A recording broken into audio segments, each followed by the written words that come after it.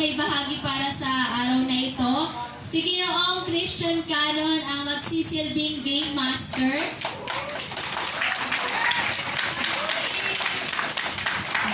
Si Pinipining Maricor naman ang tagapagtala ng score.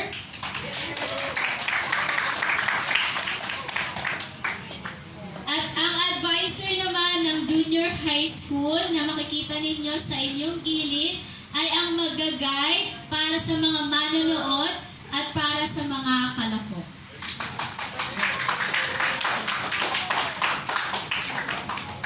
Handa na ba yung mga manonood? Opo! Handa na ba ang mga kalahok?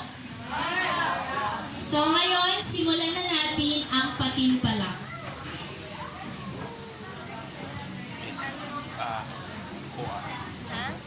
May upuan ka ba?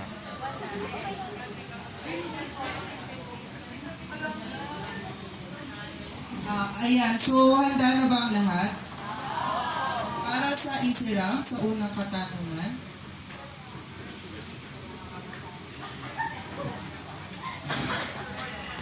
Ulit namin, ang easy round ay may 1 puntos bawat isang tanong. Sa average round ay may 2 puntos at sa difficult round ay may 3 puntos bawat isang tanong.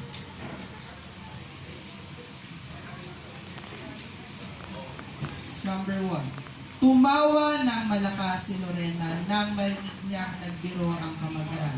Anong bahagi ng pananalita ang may salubungin? A. Pandiwa, B. Panghalip, C. Pang-ukol, o D. Pang-abay? Umpisa na. B. Tumawa ng malakas si Lorena nang marinig niyang nagbiro ang kamag-aral. Anong bahagi ng pananalita ang may salungguhan? Words up. Ang sagot ay letter A, pandiwa.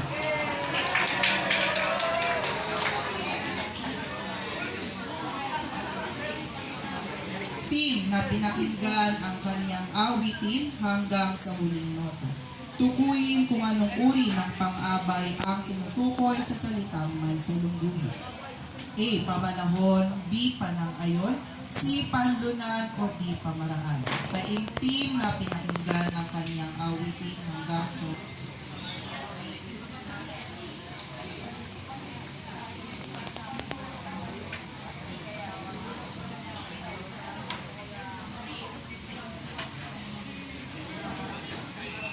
Words up, ang sagot ay letter D.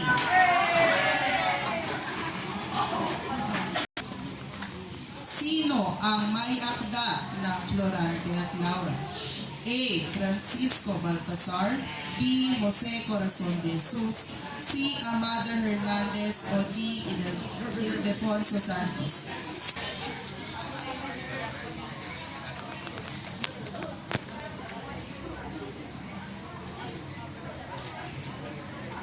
Boards up, ang sagot ay letter A.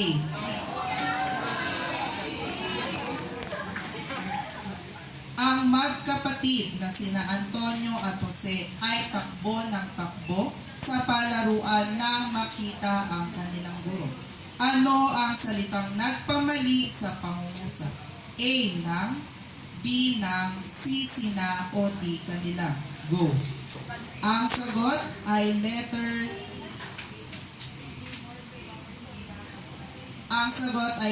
D. Sumusunod ang mayroong diptongo. Muli, alin sa mga sumusunod ang mayroong diptongo? Letter A, transaksyon, B, saliw, C, blusa, o D, ngipin. Go. Ay letter B, saliw. Anong karunungang bayan ang tinutukoy sa mga salitang ito? Nakahiga sa salapi. Is it A, sa lawikain, B, sa wikain, C, palaisipan, or D, bulong? Go.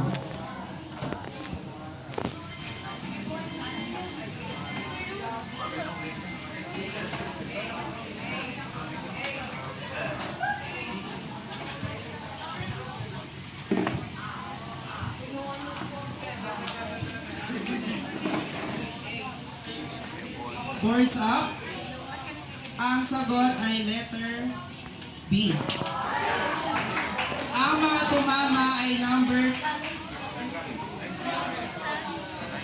3, number 4, at 5. Sino ang nagsalin sa wikang Tagalog ng akdang Ang Kahon ni Pandora? Sino ang nagsalin sa wikang Tagalog ng akdang Ang Kahon ni Pandora? Go.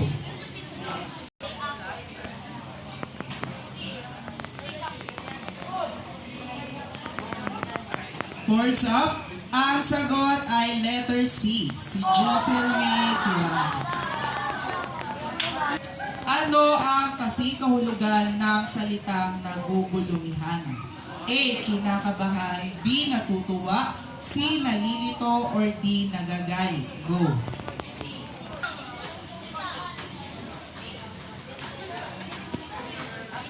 Boards up. Ang sagot ay letter C, nalilito. Sino ang nagsalin ng mga katagang ito?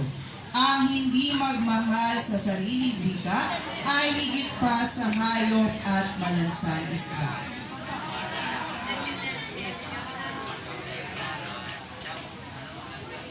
Sino ang nagsabi ng mga katagang ang hindi magmahal sa sariling wika ay higit pa sa hayop at malansang isda? Sino ang nagsabi? Nagsabi.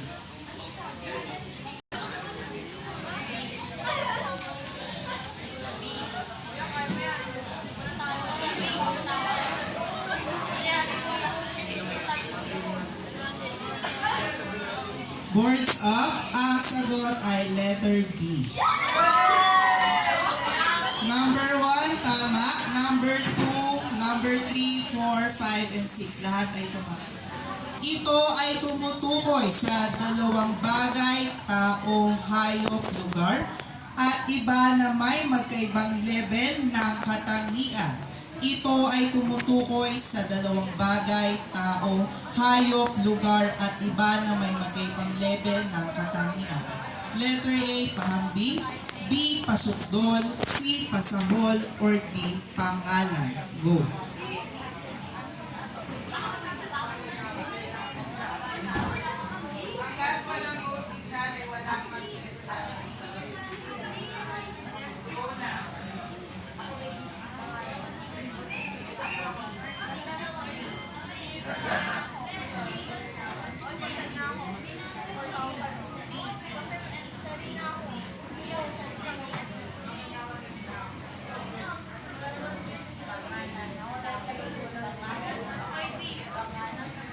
Boards up. Ang sagot ay letter A, pahambing.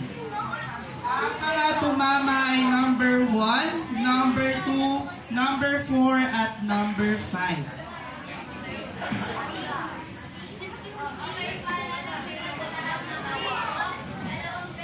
Bayani na mula Ilocos Norte ang kilala sa paglikha ng spolaryo. Sinong bayani na mula Ilocos Norte ang kilala sa paglikha ng spolaryo? A. Antonio Luna. B. Julian Felipe. C. Juan Luna. Or D. Marcelo H. Del Pilar. Go. Boards up. Ang sagot ay letter C, si Juan. Para sa number 1, tama. Number 2, tama.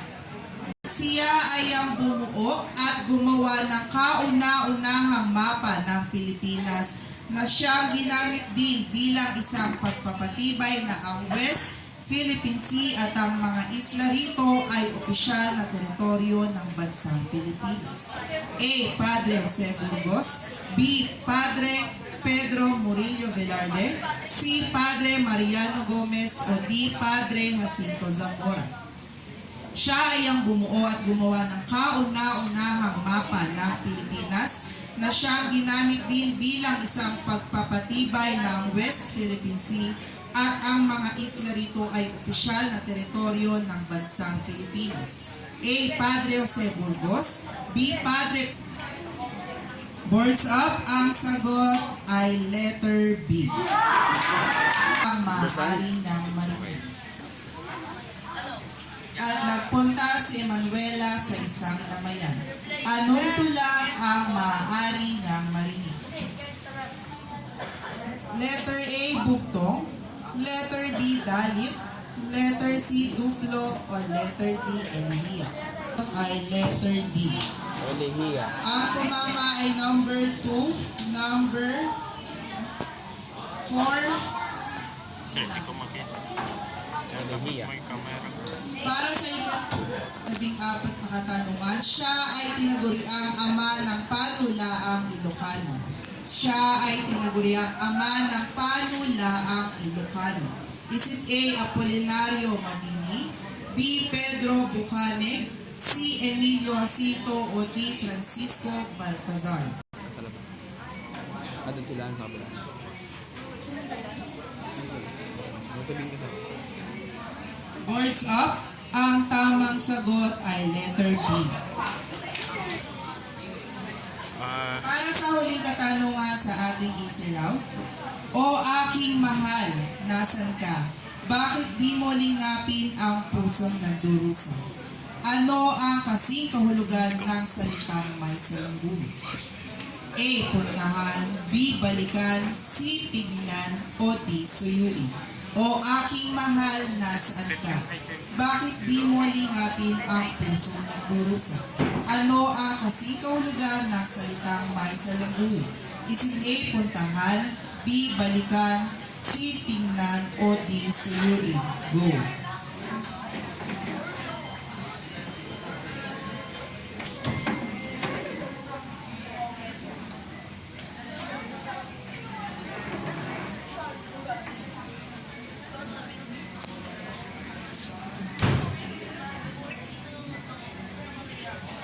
Boards up.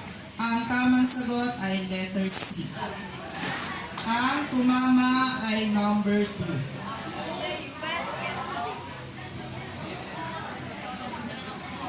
Para sa ating score recap, ang group 1 ay may 8 points, ang group 2 ay may 12 points, ang group 3 ay may 7 points, ang group 4 ay may 12 points, ang group 5 ay 8, at ang group 6 ay 10.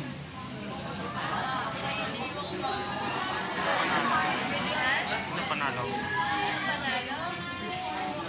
Para sa easy round, ang unang natanggal ay ang group 3. Oh.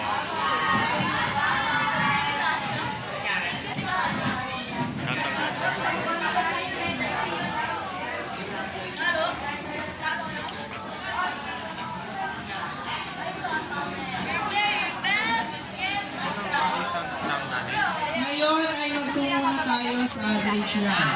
Sa average round, ito ay identifikasyon at bawat bilang ay may 2 puntos. Para sa unang bilang, ano-ano ang opisyal na wika ng bansang Pilipinas? Ano-ano ang opisyal na wika ng bansang Pilipinas? Go!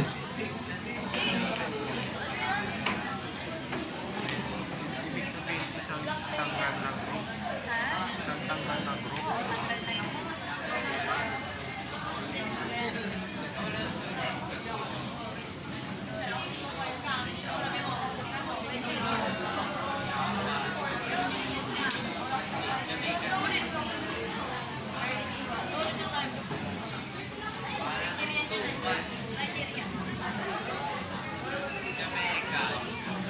Ang tamang sagot, words up. Ang tamang sagot ay Filipino at English. Sino ang tinaguriang ama ng wikang pambansa? Sino ang tinaguriang ama ng wikang pambansa? Go! Words up. Ang tamang sagot ay si Manuel L. Quezon. Oh. Ang tumama ay ang number, anong number? Number 1, number 4, 5, and 6. Para sa ikatlong katanungan, ano ang tawag sa katutubong paraan ng pagsulat? Ano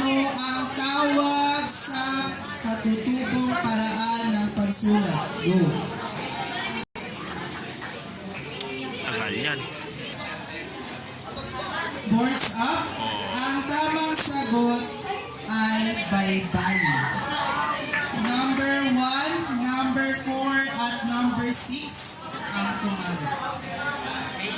Para sa ika-4 na katanungan, ito ay tumutukoy sa alinmang patinig na sinusundan ng malapatinig na W at Y na matatagpuan sa isang pantig.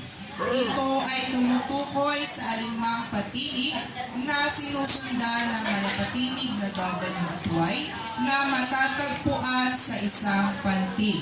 Go!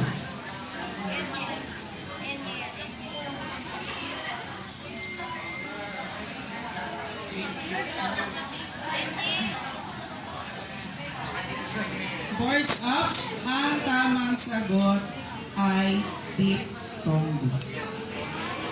Para sa ikapit na katanungan, number 2, number 4, at number 6.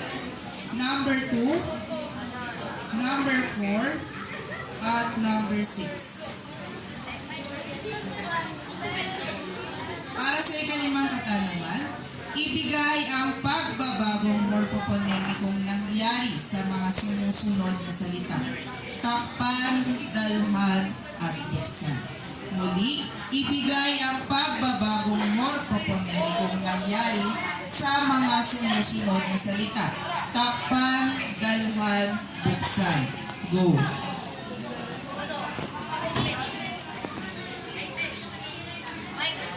Pangsagot ay pagkakaltas. Balik. Diba, makikita natin na ang mga salita ay nagkaroon ng pagkakaltas. Kagaya ng salitang takpan, takipan, at dalahan, at bukasan na naging buksan.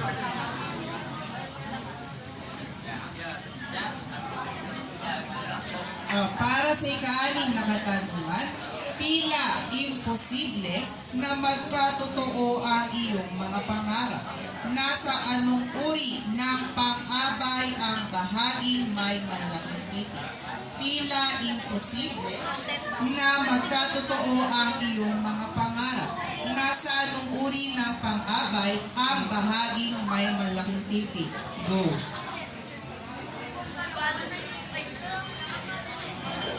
Ang sagot ay pang-abay na pang-agaw. Ang tumama sa number 6.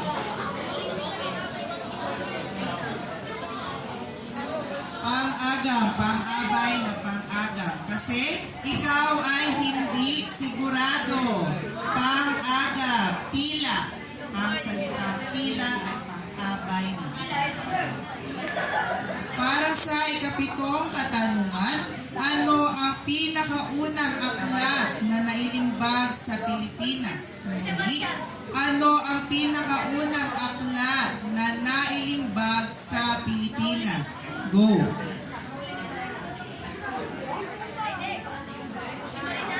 Di ko makita. Ang tamang sagot ay Doktrina Kristiyana.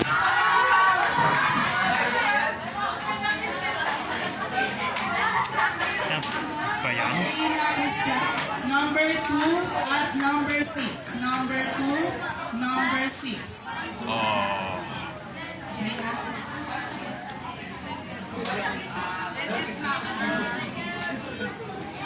Up.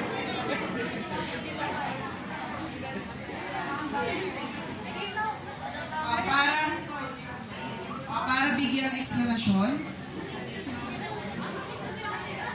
Yung doktrina Kristiyana po, ito yung gabay sa pangangaral ng mga padre noong panahon ng mga Espanyol. So kumbaga sa panahon natin ngayon, Biblia sa kanila po, ayun po yung doktrina Kristiyana, ayun yung Biblia nila.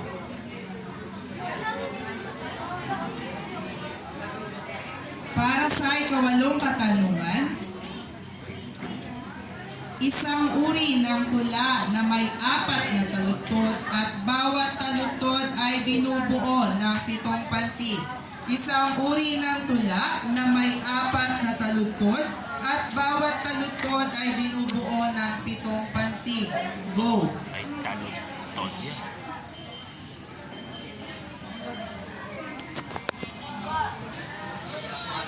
Boards up, ang tamang sagot ay tanagan. O, tanagan. Tanagan.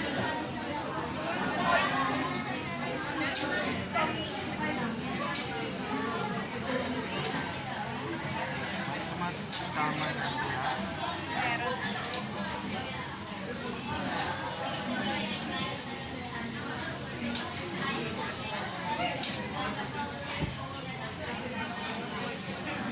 Para sa ikasyam na katanungan. Ilang kabanata ang bumubuo sa No Limitang Ilang kabanata ang bumubuo sa No Limitang Go! No limitang.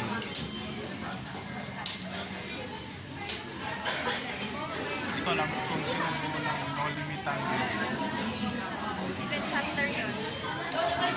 Alamin yung sa board. Alamin sa board. Natitira na. Boards up, ang tamang sagot ay 64. Number 2, number 4, number 1 pala ito mamali. Why 1, tumang? 2, 4, 5. Oh, sabi ko na nga eh. 64 ka ba na? Para sa huling katanungan, ito ay elemento ng tula na tumutukoy sa bilang ng pantig ng bawat taludtod na bumubuo sa isang saknong sa isang tula. Ito ay elemento ng tula na tumutukoy sa bilang ng pantig ng bawat taludtod na bumubuo sa isang saknong sa isang tula. Go!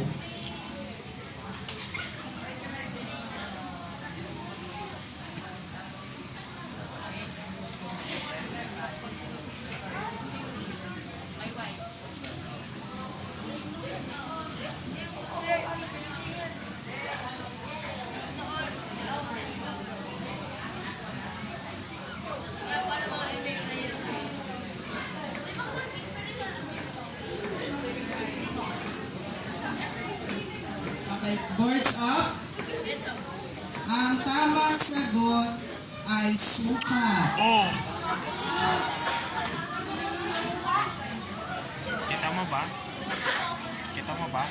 Okay, sa elemento ng tula, meron tayong tinatawag na sukat at tugma. Sa sukat, ito yung bilang kung ilang pantig ang mayroon sa isang taludtod. Samantala, ang tugma naman ay yun yung huling salita sa bawat taludtod kung ito ay magkakatunod.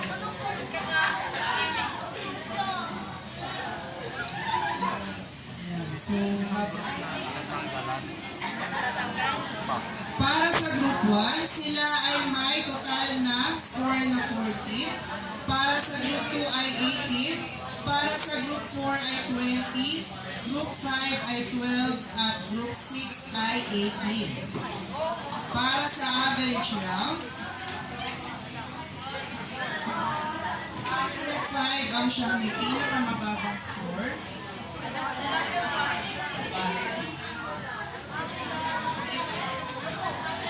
Ayan. Sino ang natanggal? Oh. May isa pa din.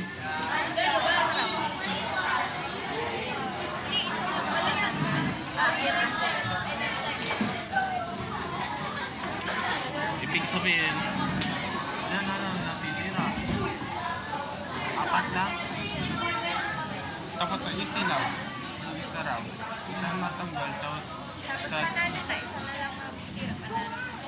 tapos yung difficult round. Tatanggal.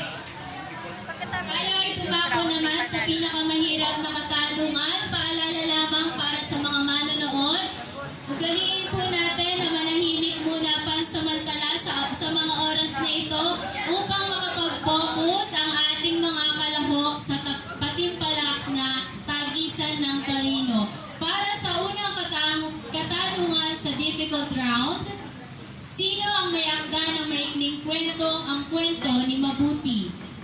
Sino ang may akda ng maikling kwentong ang kwento ni Mabuti? Go! Hindi ko alam yan. Yan ang timer. 30 seconds. Tagal.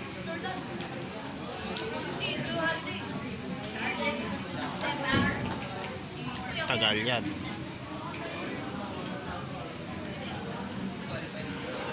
Anong dapat tamang sagot?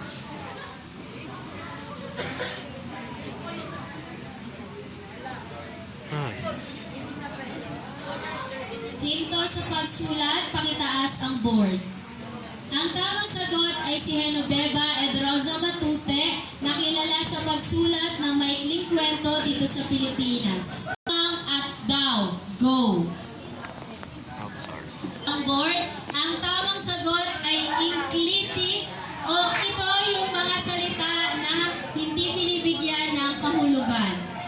Ang nakakuha ng tamang sagot, walang nakakuha ng tamang Kaya sagot. ako kasi may kukunin ako.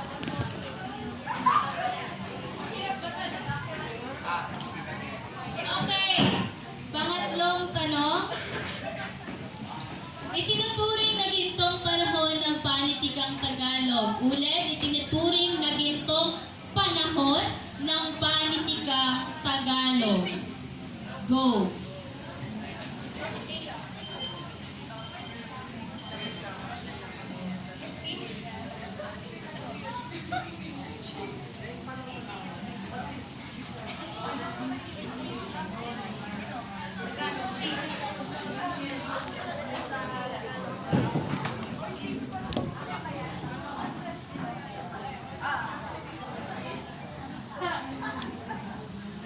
$67.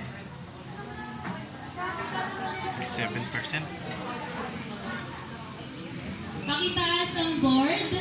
Ang tamang sagot ay panahon ng hapon. Ang tamang sagot ang 2 at 4. Para naman sa ikaapat na katanungan, isang tuluyang salaysay na nagsasaad ng pinagmulan ng isang bagay o lugar. Ulit, isang tuluyang salaysay na nagsasaad ng pinagmulan ng isang bagay o lugar. Go!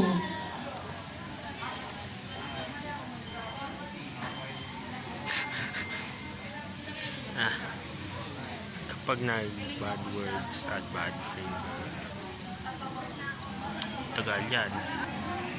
Hinto sa pagsulat, pakitaas ang board. Ang tamang sagot ay alamat. Ang nakakuha ng tamang sagot ay ang ikaapat na pangkat.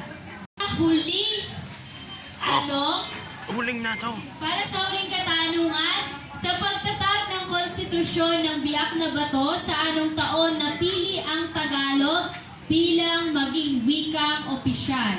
Ulit, sa pagtatag ng konstitusyon ng Biak na Bato, sa anong taon napili ang Tagalog bilang maging wikang opisyal? Ano yung Go! biyak na bato? Ano yung biyak na bato? Ano yung biyak na bato? 30 seconds.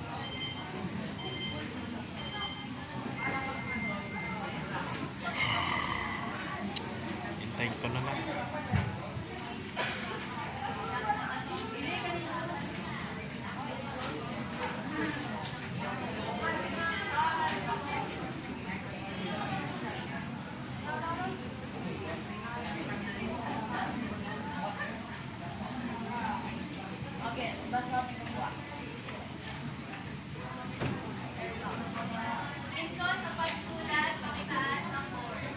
Ang tamang sagot ay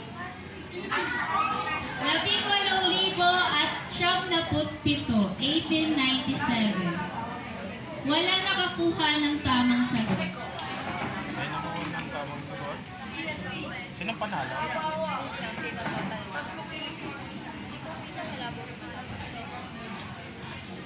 Mabog ka lang siya. Tayo ka muna. Para makita mo. Okay, ating bilangin ang mga puntos na inyong nalikom para sa pinakamahirap na katanungan. Para sa Group 2, Oh. Para sa group 2, merong 21 puntos. Para sa pangkat-4, may 25 puntos. 26 na puntos. At para naman sa ika-6 na pangkat ay 18 puntos. Para naman sa nagkamit ng ikatlong karangalan, ang pangkat ay 6. Pangkat 6. Sinong third place?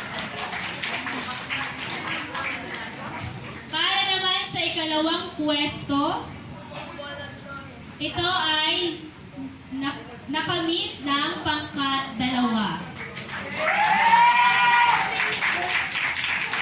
Okay. At para naman sa nagkamit ng unang karangalan, ito ay para sa pangkat 4.